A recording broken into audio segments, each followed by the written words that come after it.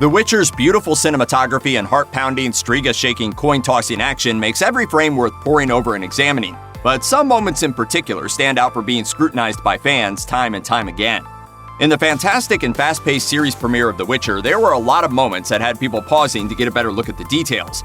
There were also a few that were paused so viewers could figure out just what the heck was going on.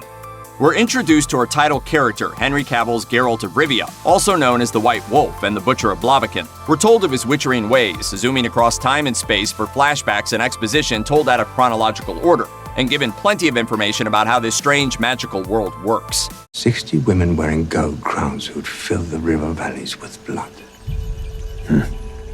Doesn't rhyme. All good predictions rhyme.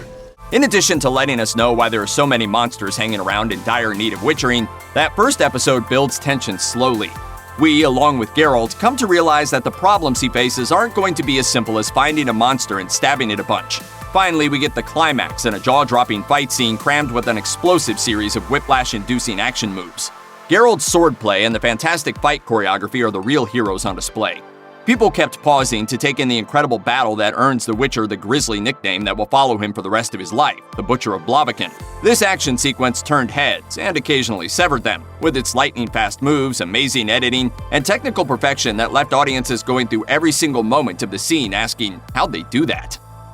Episode 2 continues serving up more stellar scenes as the story begins to expand beyond our hero. The narrative splits as it weaves more important characters into its complex, time-bending story, and every one of them has a hand in a greater destiny of the Witcher's world. Geralt meets his bestie bard Jaskier in this episode, and regardless of how curmudgeonly Geralt acts toward the sweet-voiced songsmith, they kick off the high fantasy equivalent of a buddy cop comedy dynamic right away. The Butcher of Blaviken!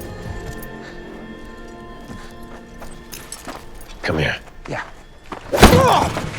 Some local townsfolk have claimed to see a devil nearby, and since hacking up devils and demons are the bread and butter of the witchering job, Geralt signs up to hunt it down. Jaskier comes with him, annoying Geralt with his attempts to make him the star of a loop-based rock opera.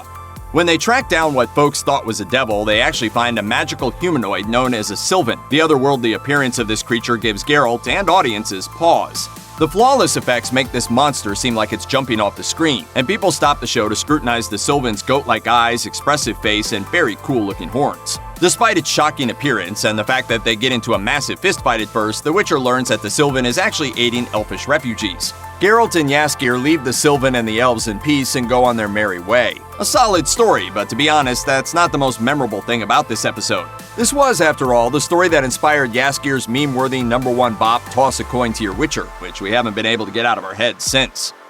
Episode 2 also introduces another key character to the Witcher saga, Yennefer of Vengerberg, who brings another moment that made fans gasp and scramble to pause the show. It happens in what is basically an extremely abusive Hogwarts for women that serves as a training ground for a cult of sorceresses. We first meet Yennefer as a young girl, and fans of the beautiful spellcaster from the best-selling video game Witcher 3 or promo photos of stunning actress Anya Chalotra might not recognize their heroine. She's badly abused and ostracized by her family and community. Luckily to the audience, her physical deformities and initially timid nature puts us all solidly on Team Yen when she's plucked from her terrible childhood by a less-than-kindly mentor after exhibiting magical powers. While her fortunes are changing, it's definitely not an easy road for the young witch in training. Near the episode's end, the scene when she takes a stance and crosses the threshold from downtrodden victim to power-hungry maven leaves fans hitting pause and wondering just how far Yen will go to achieve her ends. Plopping these eel/classmates into the murky pool surrounding the testing ground shows us Yen's very deep dark side, and illustrates beautifully just how far she'll go to take back the power that the world has denied her for all these years. The third episode of The Witcher pushes deeper into Yen's origin story and her psyche, as we get into some new territory in her past. At first, sorceress training is going great. Yen's excelling, and her mentor Tisea is guiding her and trying to instill some confidence in the young witch. Heartbreakingly, Yen is still unsatisfied with the appearance which caused her so much pain as a child. Now that she's a mighty magic wielder, she's got options. Yen elects to have a little magical cosmetic surgery, and decides that she's in too much of a hurry to bother with anesthesia. Still, she's got an extremely experienced wizard surgeon, and Yen is prepared to go to any lengths to become who she wants to be. I want to be powerful. Seen and adored with everyone watching.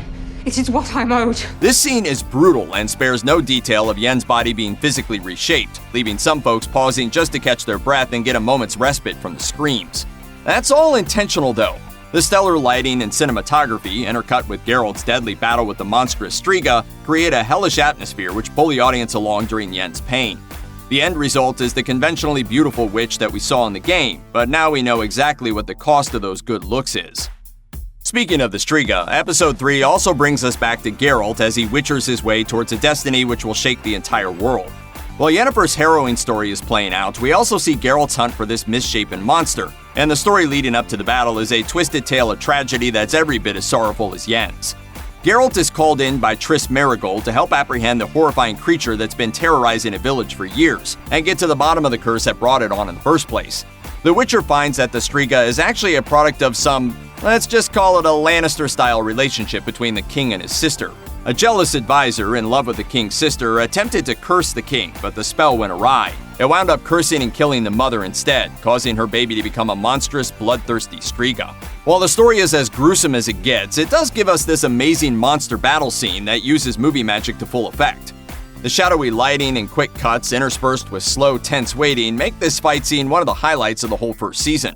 After all, the scariest monsters are always the ones you can never quite see, leading plenty of viewers to make ourselves a little less frightened by pausing the action to try to get a good look. Trust us, even seeing this nightmare in crystal clear HD wouldn't make it any less frightening. It's not all violence and horror when it comes to The Witcher's most plausible moments. Some of them are downright pleasant. Geralt of Rivia is one dirty boy, especially after being swallowed by a monster living in an icy lake and then fighting his way out from the inside. At first, he seems okay with his coating of monster guts, despite the smell. But that wily bard Jaskier insists that Geralt act as his bodyguard at a fancy ball, so he's got to clean up his act. Fans of Geralt's video game counterpart in The Witcher 3: The Wild Hunt will instantly recognize this iconic scene of our favorite Witcher in the bathtub. The production team behind the Netflix show absolutely nailed the lighting and look of their live-action version of the scene. Plus, it gives us some great banter between Jaskier and his begrudging muse Geralt. The witty back and forth and the fascinating magic that is Cavill's wig means fans can't take their eyes off this scene. But let's be real, we all know the true star of this scene is Geralt's bare, brawny chest. All that monster hunting is paying off because the guy is cut. Episode 5 takes Geralt and his fans on a very wild, very sexy ride that piqued plenty of interest in viewers and sent at least a few of them in search of a freeze frame to take it all in. That wily bard Jaskier has landed Geralt in hot water once again. Except this time, it's not the nice relaxing bath that we might have hoped for. That happens later. The two monster hunting bros have literally fished up a magical wish-granting djinn, which is an extremely powerful magical being. They've got 3 wishes, and the first ones are not used very wisely.